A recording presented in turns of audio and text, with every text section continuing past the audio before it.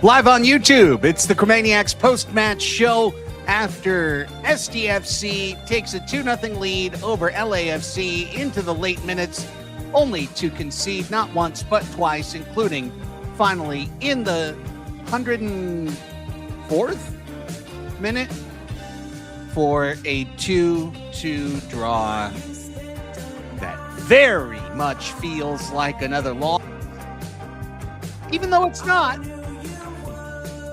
It's a result almost all of us would have signed up for probably at 4:30 this afternoon.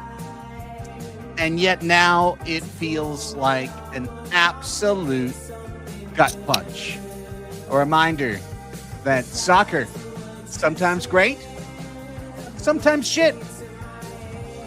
And tonight, soccer is pain. A reminder, soccer can be pain. We sign up for the pain as part of the joy of supporting and of following a club. And tonight, holy crap. One of the unluckiest matches in SDFC history. It's a 2-2 draw with LAFC. We're here to break it all down. I'm Craig Elston, joined live at Snapdragon Stadium by Tony Sanchez. Alex Pena back at his master control. Tony, what was the feeling downstairs after that one? Oof, well, I could tell you that being escorted down through the press area, so down in Snapdragon, there's an intersection where the players go through the tunnel into their locker room, and then we have to wait, like the trolley waits, and then we get the green light to go into the press area. Amal Pellegrino, who did come, came back, started, walked furiously through the locker room, pounded the wall, and said, "This is a shit league," and just stormed inside. And just the feeling of just utter disgust, essentially, by everybody who was coming in. Pablo Cisniega didn't even play. You can see he was dejected, and just the result and the things that essentially transpired today. And, there was a lot of just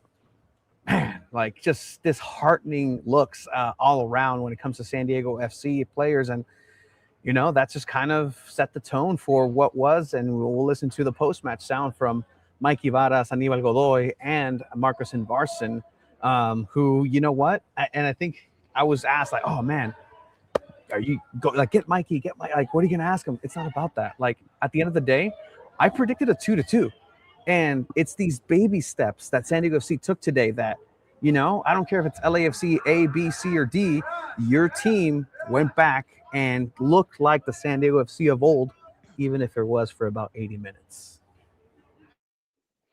Alex, this one, we can break it down a number of different ways. We can look at the positive. We can focus only on the last 20 minutes of the match.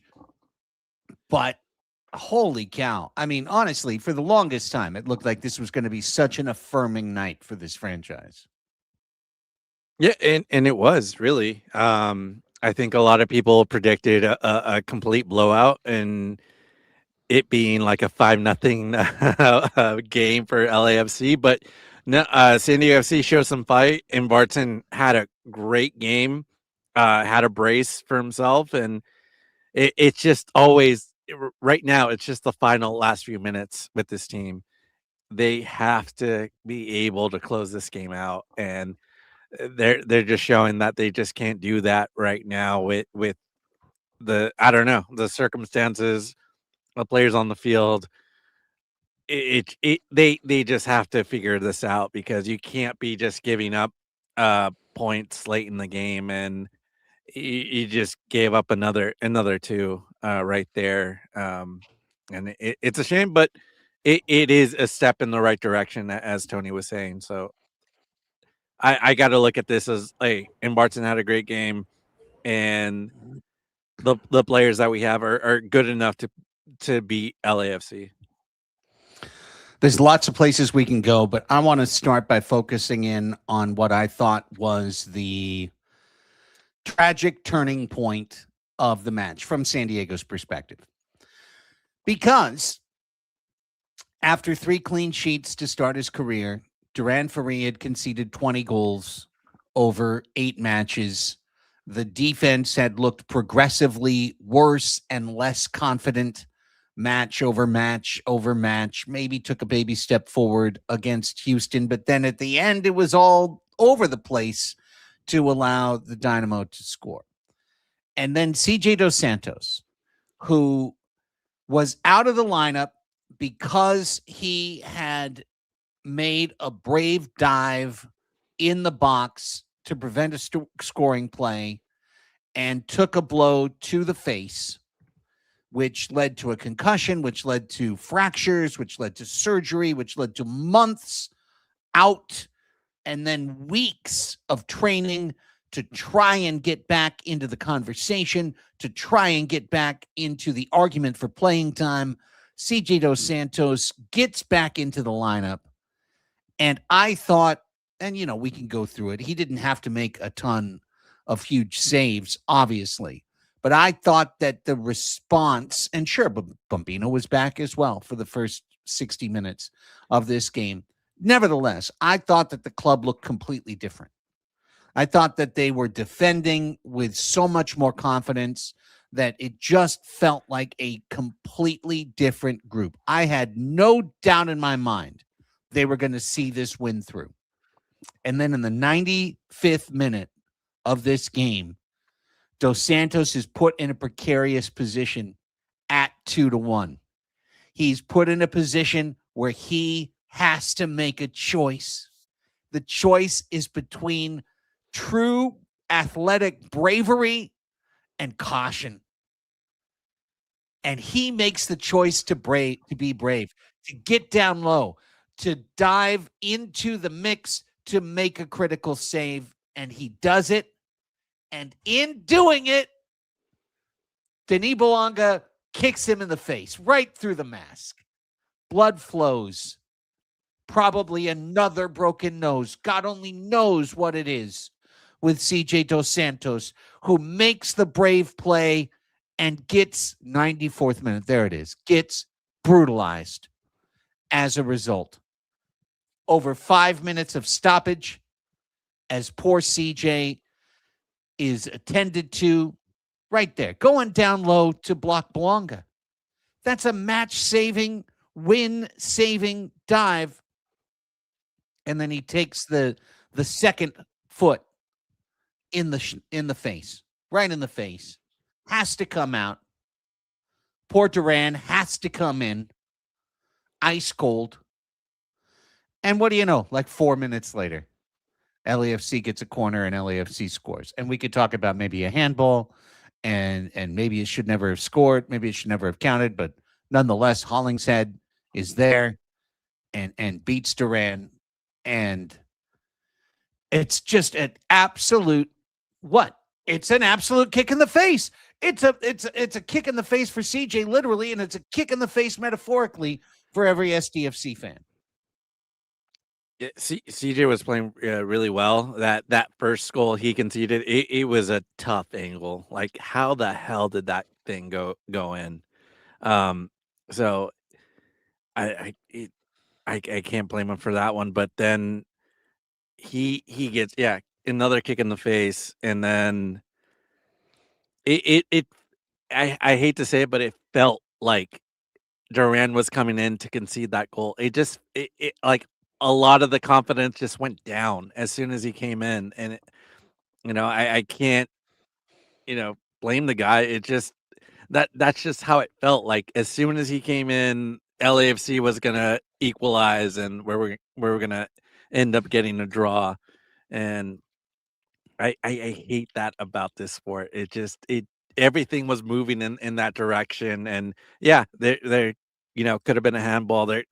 There should have probably not been a corner kick at that point, but that's just how it goes, and you just kind of roll with the punches and roll with the kicks in the face, uh, and now you got to figure out, do you even have a backup keeper now? Like, do you have to call up Kyle Durham that they got from the super draft? Like, is that going to be an option that you're going to see two young keepers on this roster? Because there's there's nothing, like there's no a veteran keeper out there right now for SDFC, and you're just gonna have to keep rolling with Duran. All right. Well, first and foremost, on a very human level, I hope CJ's okay. That's a scary situation, and again, I have to commend the bravery in having to make that decision in that split second coming out. My brain also goes into that play, and it's just fundamentally when you come out as a goalkeeper in that moment, you, especially knowing his situation and how he has himself to protect his head, he needs to go ahead and come out with both hands up. You see him coming out with one hand extended. The hand here is not only to protect you, but if the ball gets lifted over you, it's easier for you to react this way. When you see CJ go down that, he extends and put his face in there. That's just his style of goalkeeping. And again, the bravery, I have to commend los huevos to do that in that moment. Excellent. And that's exactly the type of goalkeeper he is. Did he have a great match? There were, I believe, one or two interventions that I'd say, okay, yeah, that's excellent by him. But you know, he wasn't tested as well. That first goal, yes, Buanga, great finish. You have to protect your first post. You have to protect your first post, especially if you know Buanga is also known to like to slot them in that area. You have to know that that's the profile of the player. You were expecting that cross in that moment, but by putting that foot on that other, your balance on the second foot, essentially you gave Buanga that space, and he had enough space to just get it in there. I have to also say you have to throw this goal away because Anibal Godoy wasn't on there. Anibal Godoy was not there in order to stop Sonny and his run up into that area. That's where Anibal Godoy is. He was getting evaluated for a concussion. He's getting evaluated by the physios in order for this whole play to even start. LAFC tried a couple of times to go ahead and do that play, but it just wasn't working because Anibal Godoy was in that area. So sure, CJ could have done better, but systematically there's nothing to be done there. You were playing with your most important player, your captain, in that area. So that's just an unfortunate play that develops into a goal. Now you're 2-1. Godoy, Godoy has a great game, including being in the wall on a set piece where he takes the shot and he goes down. And it was interesting on the Apple TV broadcast, the analyst thought that Godoy was selling it a little bit. I don't know. I'd have to go back and look at it even closer because he was alleging that the ball maybe hit Anibal's shoulder as opposed to hitting the side of his head. I thought it hit the side of his head. I think Anibal, as the captain, would not just roll around to try and kill time because he knows he's a veteran. He knows that if he does that and he is attended to, that he has to come off the pitch. And that's exactly what happened. Just talk about sequencing. The sequencing of this game was so friggin' unfortunate for San Diego that you've got Godoy, waiting to come on. And they don't let him out until the counter is almost all the way down through the final third. And then they're like, okay, now you can go. And he says, thanks so much. I'm 25 steps behind the play from where I need to be. And I do think that's the difference in terms of that goal being scored. I think if Godoy is out there, they don't get the shot off. And instead, that goal is scored. And sure, CJ goes for the slide out indoor soccer kick save play there, and it doesn't work. Nonetheless, they're still going to win the game if CJ doesn't get kicked in the face in the 94th minute, leading to over 5 minutes of stoppage, leading to Duran getting shuttled into the game, and then this indeterminate period of time remaining for LAFC to get to a corner, to get to a goal that in and of itself could have been waved off by a different officiating crew other than the one who was there to make the call tonight. I mean, that, again, it's just a calamitous sequence of really crappy events for an SDFC team that absolutely, I want to say they absolutely deserved to win. The only thing is this game flow And here we see again the win. Elevation getting up on that header there to knock it down, but also elevation of an arm that the ball rolls off of. Now, clearly, VAR thought that Tony, this was a natural position. That there was nothing that the defender could have done in this circumstance. Here's the leap. Definitely hits the crook of the elbow, right? I mean, it hits the inner crook of the elbow. Yeah. Yeah, I mean, it's a tough chance in there, and I could see this be called. I could see this not be called. I could see this going either way. My biggest concern here is that at no point, much like you cannot be beaten in your first post as a goalkeeper, at no point is it a recipe of success to have 3 touches inside of the small box and not get scored. You can't, in any case. I don't care if it's the 90th minute, if it's the first minute. 3 touches inside the box spells disaster. And in that moment, maybe Duran could have come out and be a little bit more brave and attack the ball, but there just wasn't enough time to go ahead and do that in that just ping pong situation. But you just felt the wave of momentum. If this game had gone 5 more minutes, LAFC scores another one and they win. And that's the trajectory that it was already going. Had it not been that corner, there would have been another chance for them to go ahead and go in and tie this match. And that's, again, tactically speaking, well, what happened? You were winning 2-0, and then Marcus comes out. You kind of park the bus. But again, we've seen these tactics that aren't necessarily as successful as they'd hoped for. Maybe had they stuck to their style, maybe had they kept position and done what they did the entire match. Keep those lines compact. Keep everybody in a box and just create the traffic.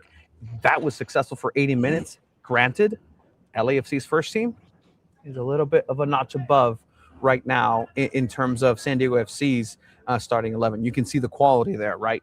But either way, this was a very winnable match. And at least, it is these baby steps. I've seen this match be lost by San Diego FC this season. I've seen it.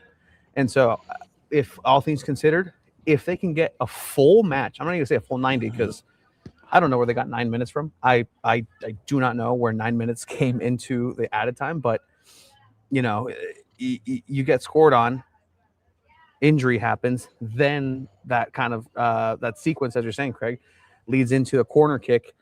It just almost seemed inevitable for LA to just turn it on whenever they wanted. Yeah, and it was really tough to see that that back 5 late in the game because they were playing really well with the same style. It just it seemed to mimic the previous LAFC game when they went to LA away, and it seemed like Mikey Varas kind of felt that like light bulb. It's like, oh, I should do this again. I should do the same thing again, and this time it backfired, and it didn't work. And putting Eisner in late, I don't think that was like you said, Tony. It probably wasn't the move, and then you had to bring Furry in late in the game too, and that was unfortunate too. So great job, Tony, putting up some of the comments from our audience that's joining us live right here. And let's talk about the sub of Luca Bombino. Now, as you guys know, of course, I was at the match. I was in the supporters section. But as I now, unfortunately, just kind of feel like I have to do to make sure I'm on time for this show and like in the right proper prepared frame of mind, I wind up leaving a little bit early. And as such, I get the chance to tune in to the broadcast, on the way back on the trolley. And they made the point, and it's the kind of thing that you wouldn't have seen necessarily in the stadium, that Bombino had been calling to the bench multiple times in the second half, signaling that he needed to come out, signaling that he was in some form of discomfort. So we just put up like 3 or 4 different people in varying stages of anger about Bombino being taken out, going from either, boy, that's the difference in the match, to this is on Varis. The only reason they scored is because Varis subbed out Bambino, who shouldn't have subbed out, and that was the mistake. And Varis out, hashtag Varis out. And I'm going to call the sign guy to fly this over the stadium next week. Hashtag Varis out. But Mikey Varis needed to take Luca Bambino out because Luca Bambino said that Luca Bambino needed to come out because Luca Bambino wasn't fit from a health standpoint to get to the 90th minute.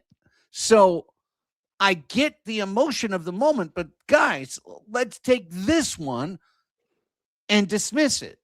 That's not the reason that they lost because Mikey made a mistake. They had to take the kid out. He was doing the best he could to push through what he got through in this moment. And that's it. Essentially that's all there is to that. So, okay. Take Bombino and him coming out. Pellegrino had a great game. The rest of the team had a great game. The rest of the team had 80 minutes. And this is interesting, just kind of like, again, where the blame kind of lands, where people perceive that blame to be necessary. But had this game ended 2-1, had this game ended 2-0, this is virtually the same thing. That 2-1, again, circumstantial. Sonny took advantage of knowing that Godoy isn't on the pitch, and he made that darting run that gave LAFC that confidence, that boost of energy. Now, on the other side, do you continue or do you track back and start parking that bus, which they did? They changed tactics and then went to a 5 back line once Bombino came out. And it's one of these things where they're, it's, like 6 attacker, Craig, in indoor. If you're not used to playing that certain position, if you're not used to playing a certain formation, you can definitely get taken advantage of. And LAFC smelled blood in the water. And I don't think anybody's saying that LAFC was better. They weren't better. They were just better when they needed to. And SanDiego.FC just couldn't necessarily step up to that moment. And again, it's just being able to put a whole game together. And I think that's what you're going to need from this team. Aside from everything, the fact that Yepe wasn't out there and you were still able to command and play in the same way that you did, it's very interesting. You'll hear what Mikey Vara says on that side of things where, yeah, you had to let Anibal be the captain. And the way that Anibal captains versus Yepe is very different, especially with his Anibal's experience in MLS.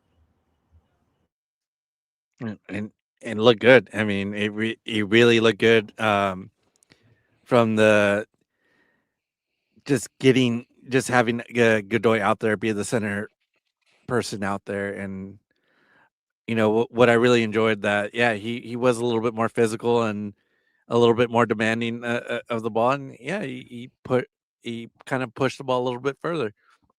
But it also seemed like Pellegrino had a great game, and Vartson obviously brace, and I also like what David Vasquez was bringing to the table too. And, agree.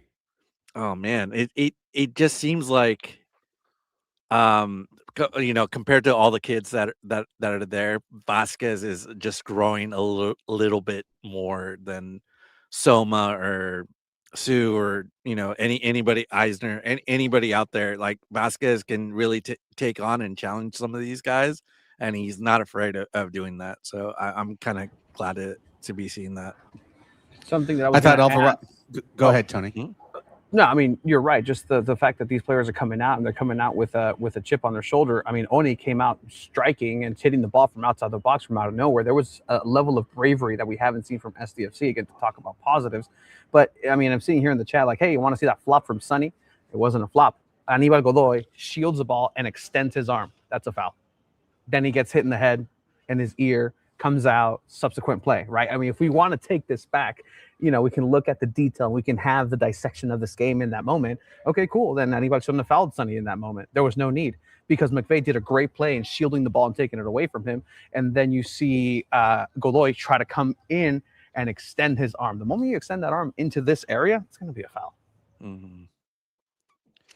Yeah, very fair. I thought Alvarado was a good sub. I thought he played some spirited minutes. And honestly, if everyone watched Chromaniacs, the previous full episode, the sort of, I thought, happy prediction was 1-1, where SDFC scored early, defended for a long time. Sonny got subbed in, and LAFC found their way to a goal. Well, that's kind of what happened in this game, but SDFC got to 2-0. And when you get to 2-0 in whatever it was, 70th, 72nd minute, you've got to win that game. You have to win that game at home. And I truly think this, SDFC fans, neutrals, whoever's watching, I think that 95 out of 100 setups, SDFC wins that game from the 72nd minute to the end. It took a specific series of negative actions consecutively for them to get from 2-0 to 2-2. And if it was just 4 turnovers or just a poor goalkeeper play or something like that, then we'd say, hey, we didn't earn it. We didn't deserve it. Didn't have the finishing touch. But in this case, it was Godoy takes a ball to the side of the head and is forced out of the match, even though he's protesting all the way off the pitch. I'm fine. Don't take me off. Don't take me off. Okay, fine. You're taking me off. As soon as the whistle blows, let me go. And they didn't. They held him for almost 2 minutes. And when they finally let him go, it's to let him go when the play has trailed through, and he's just running on to see 2-1. And then Dos Santos going out, creating not just a new goalkeeper, but so many more minutes of stoppage because of all the time that it took to get CJ off the pitch and to get Duran on the pitch. That gives them the time to get to the 104th minute to be able to score on the corner kick and take the tie away. So I really think this is just where I'm standing tonight. You can be emotional, you can be mad, you can be encouraged. However you want to fan about this game, please feel free to do so. We're just here to tell our version of the story. My look at it is that this was a 5% level outcome. Like 95% level outcome, we win 4-0. This was the 5th percentile level outcome. Is all these things happen in a row, 4 different things happen in a row in order for SDFC to pull out the tie instead of the win. Yeah, and with the starting 11 that LAFC had, I think you should have gotten the win. The only difference was, they made some substitutes, and those substitutes made a difference. Bringing in Son, bringing in David Martinez in the second half. That's a huge upgrade to what they had on the pitch. And Martinez made a gigantic difference. He was so much faster than everyone else. I hated seeing him out there. It really sucked because he really did take advantage on some of those runs, and it seemed like no one could really cover him, and then you saw Bambina come out, and it was not great. But the good thing is, we're still undefeated against LAFC, and if we have a strong 11, we can compete with that team. It just you just gotta have it in. We're missing, Yepe. We're missing, a key player there. But I think if you have a good 11 there, and you can play against these guys and win. Well, I mean, I think I'm the most positive today. I'm usually not the downer, but just like hey guys, I came out of this match more positive than I've been from a SanDiego.FC match in a while. Yeah, you are still undefeated against LA teams. You get a point in the last 5 matches. You've gotten 0. You're building now. These are licking your wounds and kind of moving forward with it. The team operated without Yepes Verskov, and you're gonna have to keep operating without Yepes Verskov for probably, like I said last time, I think more than likely until after the World Cup. So you're going to have to just move forward. You're going to have to keep going with this style, find your identity this way. And you also have to deal with substitutions that have to happen, like Bombino because of health. Pellegrino also did one of these when it was time for him to go, and when it was time for him to switch out. And this team needs to get better. But honestly, and this is just, I think I am bringing it back down. People need to get used to this San Diego FC just trying to survive these next 4 matches. It's just survival mode, and try to gather as many points as you can, even if it's 4, 3, however many points. That's going to be a positive, because this team is going to be completely different emotionally, physically after the World Cup. And you know what? And I think we did say, or I mean, I know talking to people, I did say getting a point here would be huge. It would be huge, and instead of taking a loss, and we did, and San Diego FC did, and it just feels disappointing because you could have had 2 more points, and it would have felt better, and we would have been like on a high horse and being like, okay, off to the next game with 3 points. But they needed to win the match. They needed to win the match. Well, they're up 2-0 with 15 minutes to play. They need to win this match. And again, I don't think they choked. I do think that LAFC put their best team on the pitch in the final 30 minutes, and San Diego could not, because they couldn't sub in Tverskov. They couldn't make those moves.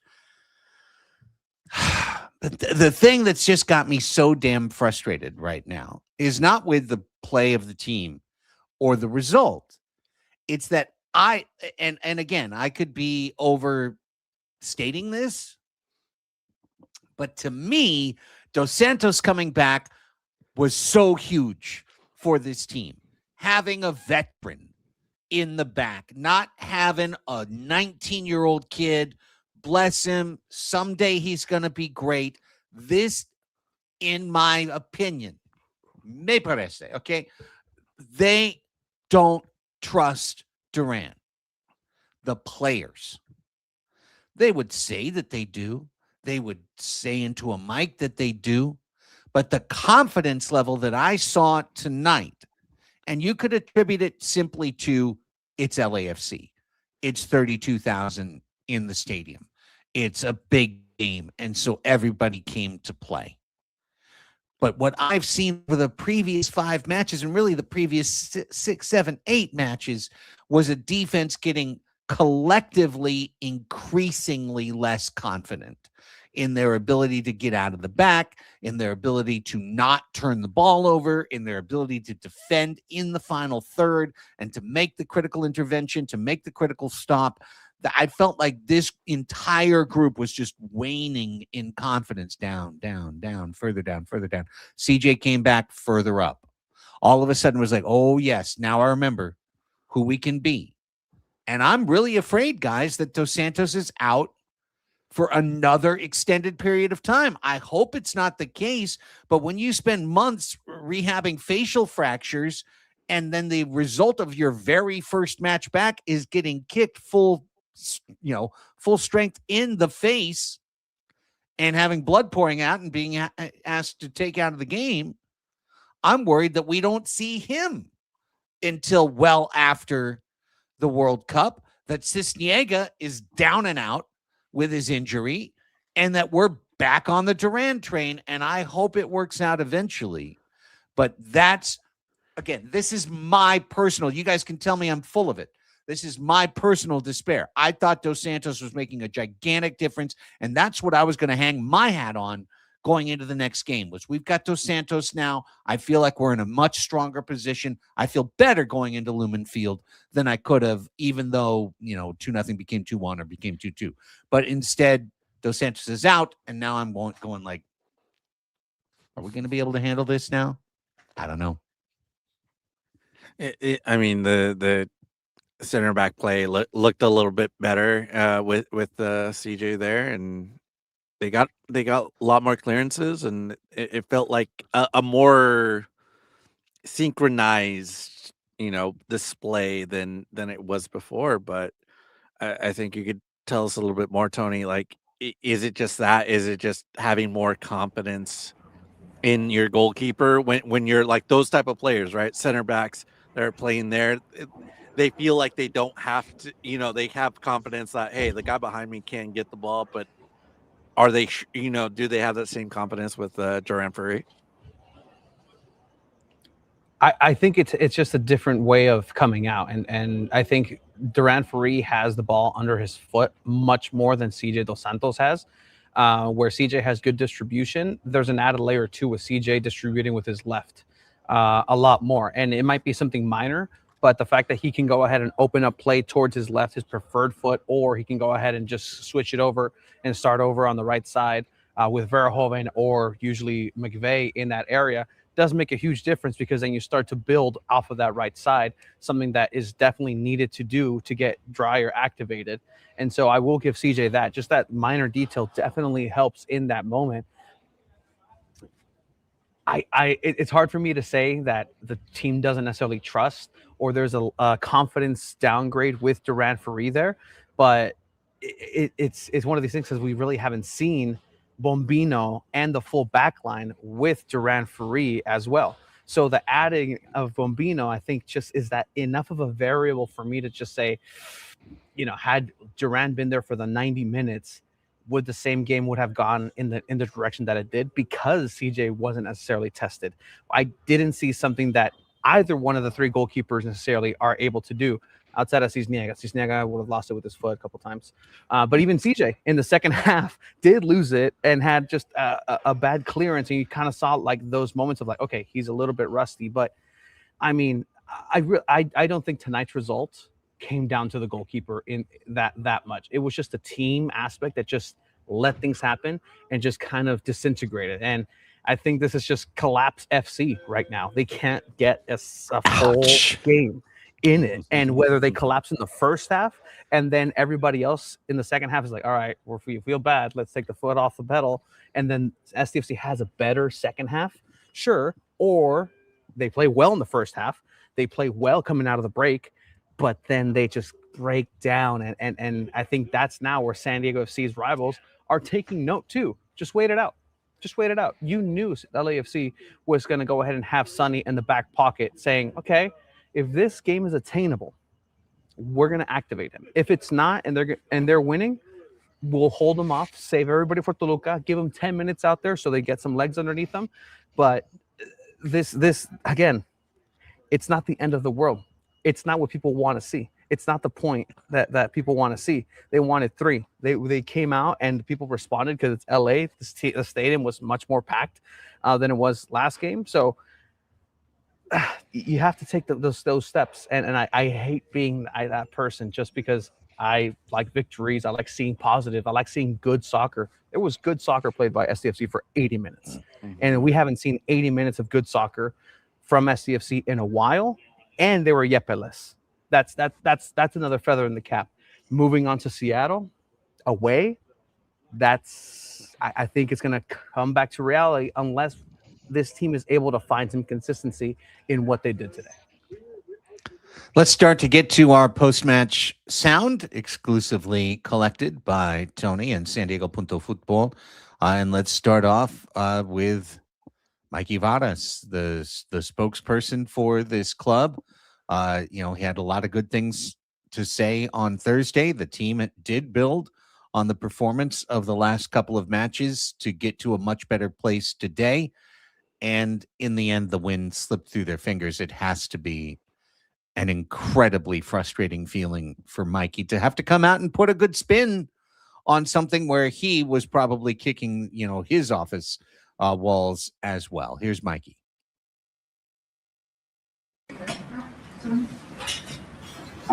Thank you for your time, Mikey. How could you categorize today's performance, both in the first half and the second half? And then tactically, what were the changes closer to that 80th minute mark that you asked of your team? I would say that the first 80 minutes were really good. I think we were really pretty much where we've been at when we've been at our best. And we weren't able to get a third goal, but we're up 2-0, and I think we're in complete control of the game. And the boys showed a really great step in the right direction to who we want to be. And then things get a little bit difficult for us around that 80th minute. of course, there's a bunch of things that happen in this game that are outside of our control, that have to do with refereeing decisions, and we end up getting scored on. And then, of course, you have the situation with CJ having to come out, and we conceded a goal late. And of course, we're gonna look in the mirror in terms of really pushing ourselves to be able to finish a little bit stronger. But I think the guys left everything out on the pitch. They played with a lot of heart, a lot of passion. I think we showed a lot of quality tonight. And the only change that happened tactically was we thought when Bombi had to come out, just because of the profiles of the players we have, we decided to go with 5 in the back to make sure that we could provide a little bit of assistance with the balls in behind. And overall, I think we did a pretty good job. But this is a brutal business, and we were a little bit we got the wrong side of the razor thin margins in terms of winning the game. But what I would say, it's a really important step. We got a point. That's a very worthwhile point right now to get us building some momentum in the right direction against a very good team. And obviously, Yeppe, with him being out, Anibal has to step into that role. What can you tell me about the way that the team performed without Yepes Verskov and stepping up in those moments and keeping their shapes? Yeah, we talked about it as an opportunity for players to step up, for Anibal to step up in terms of putting a little bit of his stamp on the team from a leadership perspective. I think he did a great job. Also, some young players are going to get even more opportunity, so they'll be getting a start, and I think he had a pretty good game. And Alejandro being able to get back in and starting to gain some minutes. And then ultimately, I think it's a great opportunity for the team to show this next man up mentality that we've been developing since day one. That will be a huge hallmark of the club for the long run. And I think we did a really good job of that. Any more questions in English? Hi, Mikey. What was the message to the club after everything was said and done? I know you mentioned a couple of things here, but what was the overall message to the club going forward from you in that locker room, if you're able to share? Yeah, I believe in every single one of those people in that room, and I believe in our fans tremendously, and I believe in our style of play, and the effort that we're putting forward. And it feels like a loss because of how it unfolds at the end of the game, but it's not a loss. It's 1 point. It's 1 point where we haven't gained points in the last 5, and we gained a point against a very good team. And we played a lot of good football. And this is the closest we've been back to our getting back to our best. So the message is that now we have to build on this momentum and start stringing performances in ideally 90 plus minutes of those first 80 minutes together. Opportunity for guys to step up and really challenge themselves individually on how they can really help impact the result. And it's just about accumulating points in these last 4 games, because we will reset, reload, and we'll be really ready to attack the second half of the season. So right now, it's a very valuable point, and we're going to keep making steps forward. Just a reminder that according to all the schedule makers' analysis, that SDFC really had to bank points before the World Cup break because their schedule gets significantly harder after the World Cup break. So the idea that just, it's Mikey is completely right. It is a really important point. And I think if you looked across the MLS landscape, most people would say that was going to be an LAFC win today. I think most people would have predicted an LAFC win. Now, they might not have known the context of how much LAFC was looking forward to Toluca, or what the substitution patterns would be, but the computers would favor LAFC in this matchup. In the end, SDFC was supposed to win this game. They didn't win the game. I still do tend to look at it as 2 points dropped as a point, as opposed to the point that was gained. But I'll just say this, Tony, if SDFC indeed goes to Lumen Field and gets a result out of Seattle, that will tell me that, in fact, the club is moving in the right direction and that this was a very important and monumental point to be gained. If they go up and they lose in Seattle, then this feels like a blip to me. This feels just like a club rising up for a big game, big circumstance, not getting the result, and then going out and losing to another decent team. And it kind of feels like a season that's slipping away again. So it's really hard to bank everything on 1 point gained when you blew a 2-0 lead after 80 minutes, I guess is what I'm saying. Yeah, I mean, that's fair. And it's not the first time that SanDiego FC blows a 2-0 lead for a 2-2 tie. They've done it now away. Now they've done it at home this season. And I think it's telling when Mikey, with that second response from our pal Dimitri at SDFC Nation, is asking like, hey, what was the message? But like Mikey says something interesting where it's, it's time to just, I think, like refresh, reload, or so something for the second half of the season and just get through these next 4 games. That's not a vote of confidence. It seems that it's not going to inject any sort of adrenaline on the shoulder of any fan hearing that. But I think that's the reality of where SanDiego FC stands. He was mentioning that Bombino came out. Yes, definitely had to make that substitution. But because of the players available, because of the profiles you have on the bench, because of the lack of depth that you have right now, you had to go into a 5-back line. So, column A, column B, lack of depth, and moving into just maybe you're not training as you should in that 5-back line. If these are the players that you have available, well, maybe you should be training a little bit more intensely in that area and knowing how to transition in that moment and defend better. There was a moment, and I think later on he gets asked, either in Spanish, that there was a moment where around the 80th minute, Honors Dreyer is asking his team, let's keep pushing, let's keep moving, let's keep going. Anibal does the opposite of say, no, we got to backtrack. We got to track back. We got to park this bus. So already there on the pitch, there's different communications happening. And so in that moment, just nothing happens. And in that nothingness, LAFC is able to go ahead and come back in.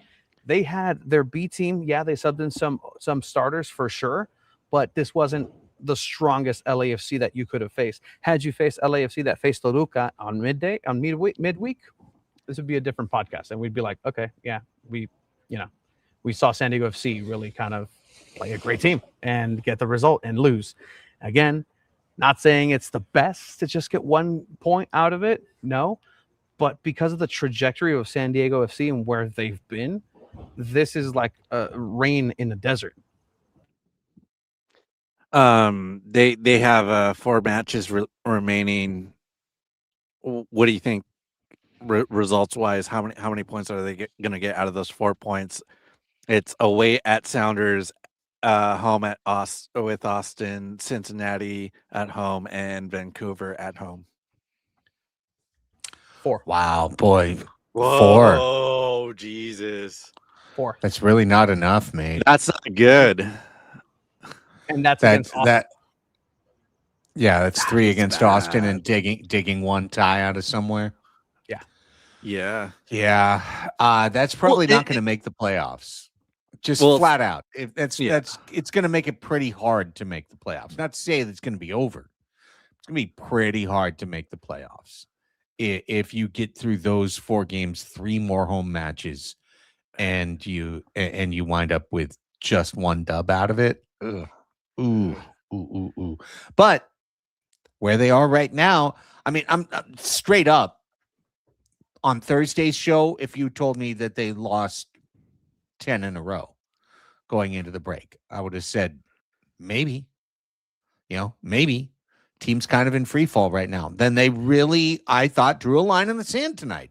Played a good game, took advantage of the circumstance that was in front of them, built the lead they needed, and then had a bunch of soccer dumb crap happen, which is part of even agreeing to be a fan of this sport. Again, I'll go back to some of my muscle memory of doing so many Padres podcasts and baseball podcasts. Like, baseball's stupid. You agree to be a baseball fan? That's on you. You're watching a dumb game. Dumb things are going to happen. You're going to have to accept that. It's the same thing with soccer. Soccer is a random game where dumb stuff happens. Like a guy takes a shot off the side of his head and he has to come off even though he's okay. And during the 30 seconds that he's standing there, that's exactly when the other team plays a ball into the space that he would have been in. And as he runs onto the field, they're scoring in front of him. And that winds up being the difference in the game. Like these types of things are part of not rooting for chess, or the math bowl, things where clearly the tennis, in tennis, the best player wins like 98% of the time. So if you want certainty, become a tennis fan and you can root for Yannick Sinner and like the 4 players who could possibly win over the course of a year. But when you root for soccer, when you become a soccer fan, part of the contract you sign is to put up with, to put up with bullshit like this. And that's what tonight is to me. A game that they absolutely should have won. They didn't win. And it's just like, okay, well, here's your poop sandwich. Please enjoy as a nightcap. We're going to come back Saturday and we're going to gear up again and we're going to get ready to have our hearts broken again or to exult and succeed. It's just the nature of the damn sport that I love and I'm so pissed at right now. Oh, man. And the frustrating thing about this, and you're just kind of listening to the pregame of Darren Smith and Mikey Varas. Mikey Varas wanted these guys to shoot a lot more. He kind of said to not be hesitant to shoot. And yeah, you got 2 goals, which is really good. But you still got outshot by LAFC.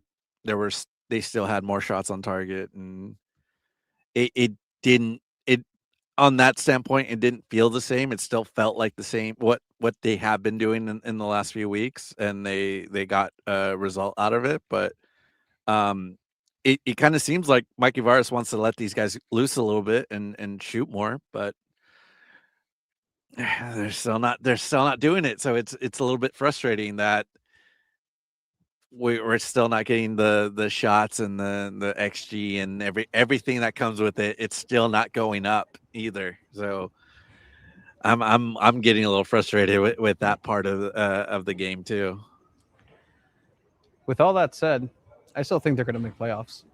And here's the thing, yeah. And the thing about that is that I'm looking across this league and just how silly this league is in a way too, with how many teams actually make it into playoffs and into wild card. But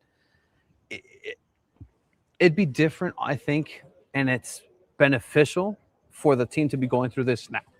Think about this team going through this post World Cup when it's time to go and get these results, that you start losing these players, that your injuries are just so many, that you're recovering from red cards, that you're making all of these mistakes. Make those mistakes in the first half of the season.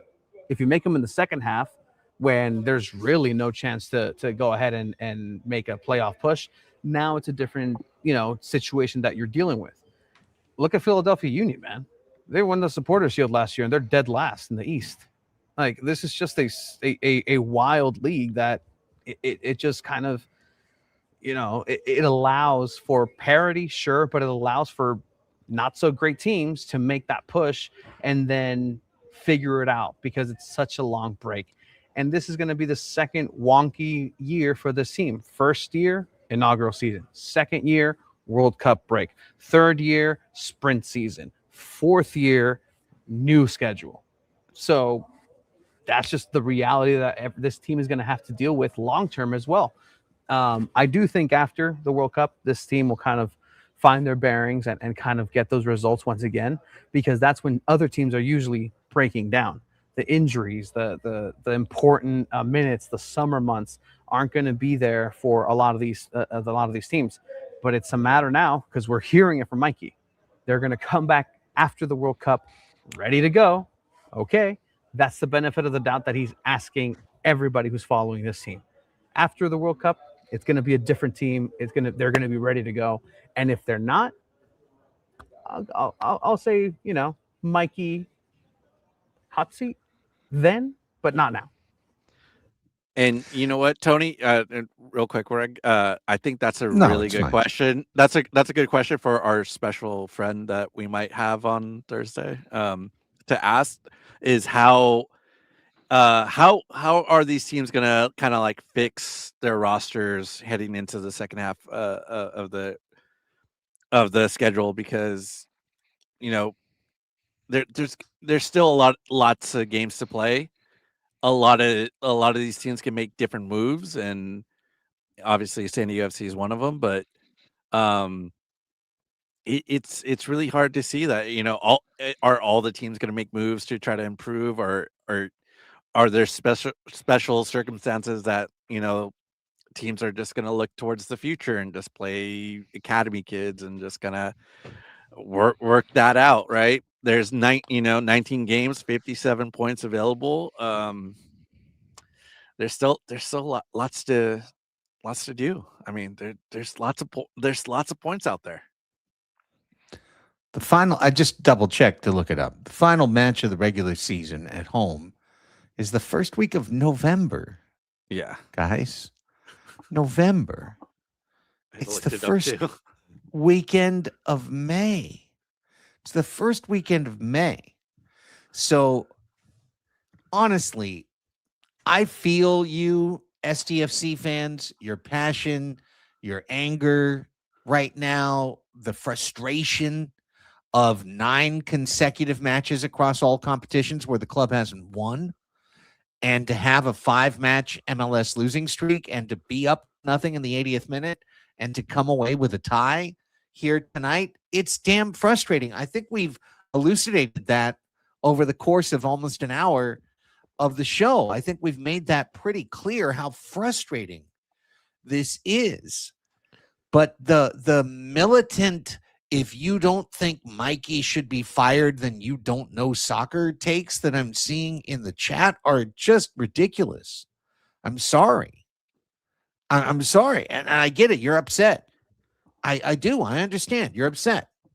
It's not good. It's not what we want. The head coach just got a multi-year contract extension. This isn't Club America, guys. This isn't Chelsea. Okay? This isn't even the Saudi Arabian League. This is MLS. No promotion, no relegation. Long ass season. Random stuff happens to every team. Galaxy 2 years ago won MLS Cup. The next year came in dead bleeping last. All right? Was every LA Galaxy fan who didn't bring a pitchfork and a torch to Landon Donovan's statue calling for every person to be fired? Were all of those people bad fans? Like, I'm just trying to get on the wavelength here. Okay? We're all frustrated. We're all upset. It's not great. But if you're going to put all your chips on the team won't be fixed until the coach is gone, that's just a miserable way to watch what's a really long season that's got months and months and months left in it. And by the way, at the end of those months, Mikey Varis isn't going anywhere. So you're just going to tie yourself in knots. And I don't think that's a healthy way to exist as a sports fan. And that's why I sound off against it. It's not, again, I totally respect everyone's frustration, their passion. They're not happy with the way things are going. But that's not it, gang. That's not it. So can we just get together behind this team that had just an unfortunate lost tie. I'm telling you, I feel like they lost the game. I feel the same way as a lot of you. I feel like they lost the game tonight. They lost the game 2-2 because 2-1 with minutes to play, you've got to win that game. You've got to win the game. They didn't. Why? I want to go back to what I said in the 8th minute of this show.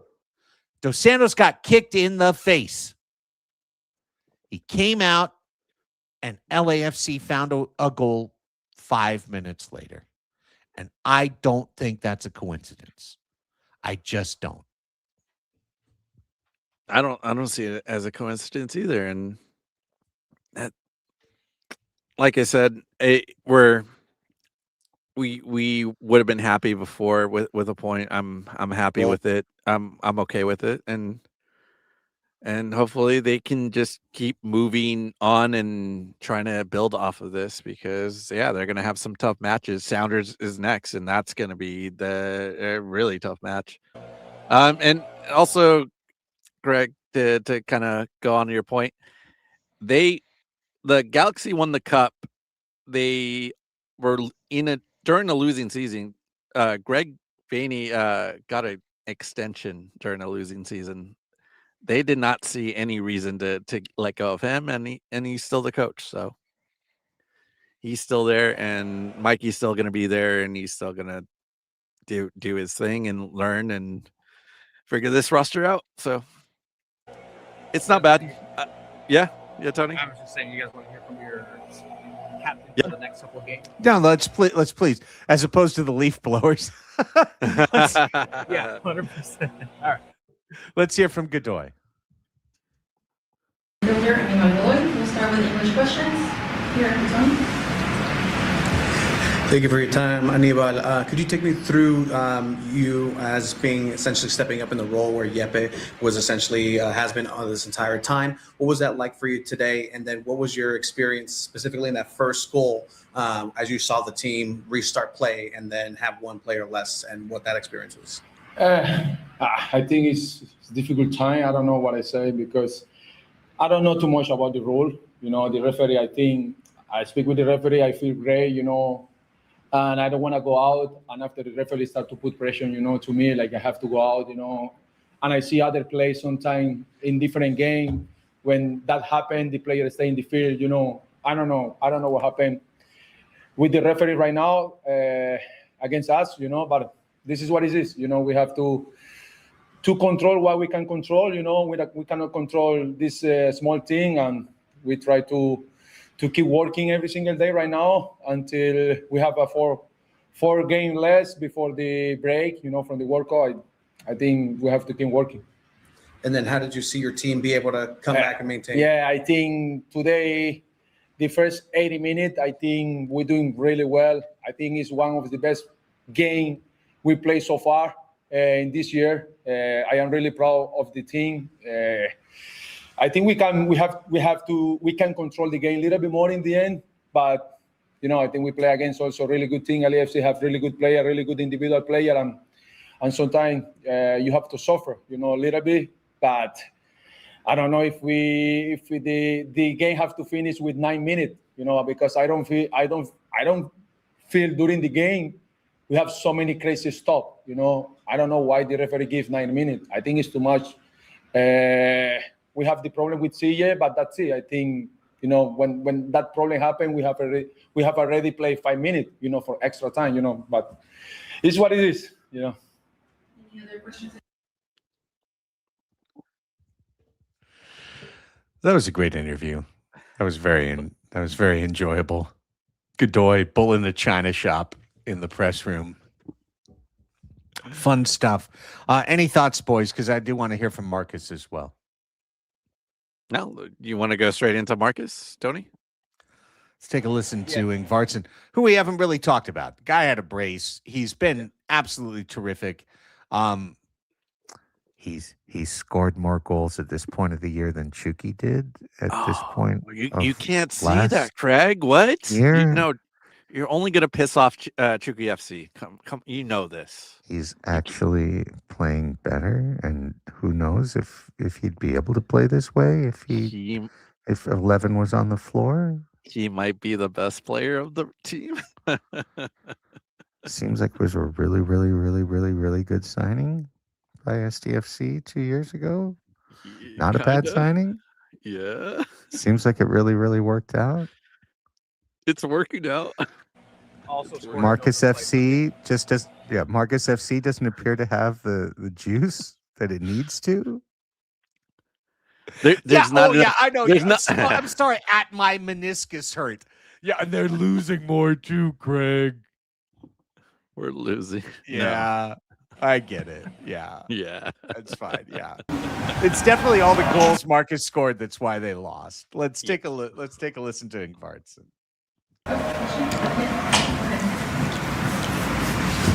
Thank you for your time, Marcus. Could you take me through both of your goals today? One on a set piece situation, one on open play. Something that hasn't been happening with SanDiego FC as of recently. How did those two come about in your perspective? Yeah, good first and early corner. We talked about there could be some opportunities on the first post area.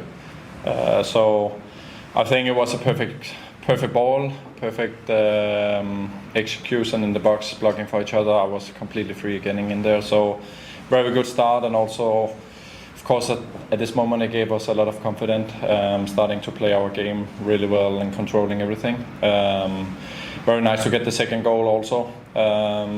From open play, we create that chance, get a 2-0. So yeah, two nice goals, nice personally to get them in also. And I think as a team we played at least 80 very strong minutes. We can take that with us. And then what is it like for you coming out in the moment that you did? Did the game seem like it was going to head into that direction potentially, or how did you live those last couple of minutes in this match? Yeah, I think when they score their 2-1 goal, of course, they get a bit of energy out of that. I still think we were in good shape, but then they start to put more pressure. I also think we get a little bit too passive at the end. Not coming high enough. The goal they score also, they have a throw in the corner where we could be more aggressive. So I think we're getting a little bit passive, but all in all, that second goal is also very frustrating. Of course it is. It's frustrating for all of us. Overall, really, really good effort from Marcus Ingvartsen tonight. He's finishing the plays he's supposed to finish.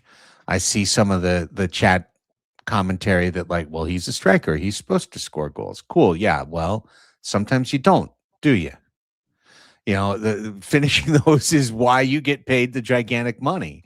Ingvartsen is really, really good this year. He's been really, really good this year. Let's not throw the baby out with the bathwater. He's been terrific, and if this team does make the playoffs and gets back to the form that everyone wants them to be in, he's a gigantic part of the victory story this year. Yeah, and it was one of the things when everything happened before the season.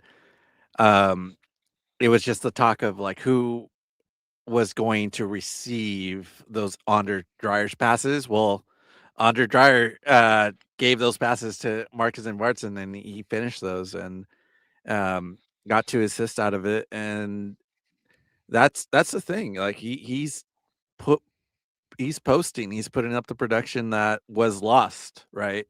In this sport, there's one ball, 11 players out there, but that production needs to come from somewhere, and it's coming from Ingvartsen, and he's doing a really good job of it. And it's almost like, well, what could have we seen last year if he was healthy? And it's almost like, well, you were kind of hoping that he would kind of take that Olowski role and just kind of be plug and play and be in there, but he wasn't healthy, and now we're seeing it a year later. So it's great. Now we have to do all we have to do now is just win, just get those 3 points. That's about it. Another positive, as I have Leaf Blower FC behind me, is open play. A goal from open play. That's something that is definitely big. Again, positives here, but hey, I see people, you should be comparing him to Pellegrino. Pellegrino systematically, again, we talked about it last time, he's a system player. The system looked much better with him in it than it did without him. And, it's the team that performs in a certain way, and they performed great for 80 minutes consistently. 3 people I talked to, Mikey, Anibal, and Varson, Godoy, that's 4 names for 3 people is 80 minutes. And I think that's the biggest thing. Just finish a game. Just finish a game, and then that's when we can say, okay, maybe this is the right direction. For right now, it's just been licking the wounds and just kind of patchwork and building the plane as it's flying. It's going this way, but I think there's a little bit of this happening, but we'll see where it ends up being. I truly think the difference is, what do they do in Seattle next week? Is this a stepping stone, or was this a blip and they drop another 3 on the road and they have another tough loss? We'll find out. We'll talk more about it on Thursday's regular episode of the Chromaniacs. This has been the Postmatch Show. Good solid 72 minutes with all y'all. Listen, the passion of this fan base is incredible. This is a team that gave you everything in year 1. They gave you everything.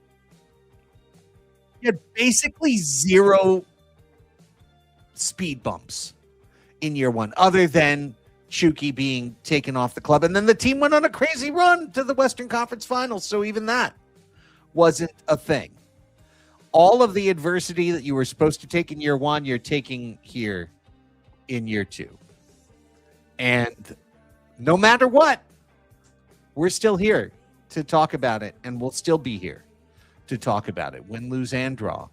We'll be here to discuss it with you and to hash it out with you, and hopefully we're all better fans as a result of having the opportunity as community to come together after these crazy-ass matches. Oh, man.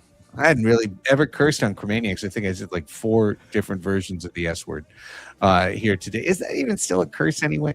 Never mind. Tony, please promote everything that you can as the leaf blowers try and blow your butt right on out of here. Yeah, we'll be going. No, está bien, vato. Está bien. No, I mean, we got to get out of here because we'll be up there tomorrow in 16 hours for the SanDiego Wave match. SanDiego.Futbol, right. Everything that you need.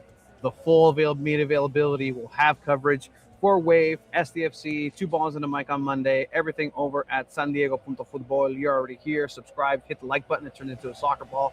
It's the coolest thing ever. Thank you for everybody who supports and is still here. Alex. Yeah, and for me, just chromaticfc.com. I'll have a little recap of all this and include this episode. And hey, for anyone that thinks, hey, I don't know ball, invite me to a Sunday league. I would love to play. I honestly would. I would love to play a Sunday league. I honestly would. So, yeah, anybody out there, throw me in there. I'll show off some skills.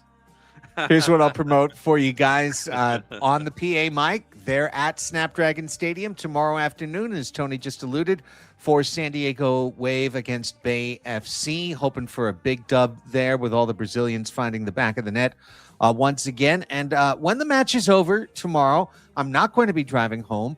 I'm going to be driving to the NBC 739 studios to be on with Darnay Tripp and Derek Togerson tomorrow night on their Sports Night program. So we'll be talking SDFC, we'll be talking Wave, we'll be offering some of that Chromaniacs flavor Sunday night. So if you're up late and you want to watch that Sunday night on NBC, you can do that.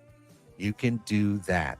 Thanks to everyone for being here. Really do appreciate it. Love the feedback. Love the banter through the comments. It does, set the stage for a couple of rants here and there, but it's great. It shows us where your mind's at. You're hearing where our minds are at after a match like this. There's no wrong opinions. There's no one way to fan. And I really love to see the passion of our SDFC fan base. We will be back on Thursday with the regular show. Until then, for Tony Sanchez, yes, sir. Still got that Ron Newman Cup championship hat. Let's go, baby. We could dine out for free on that all summer long, man. Yeah, we can. All summer we can eat out on that. For Tony Sanchez and Alex Pena, I'm Craig Elston. Thank you for being here. This has been the Chromaniacs Postmatch Show live on YouTube. Vamos, SDFC.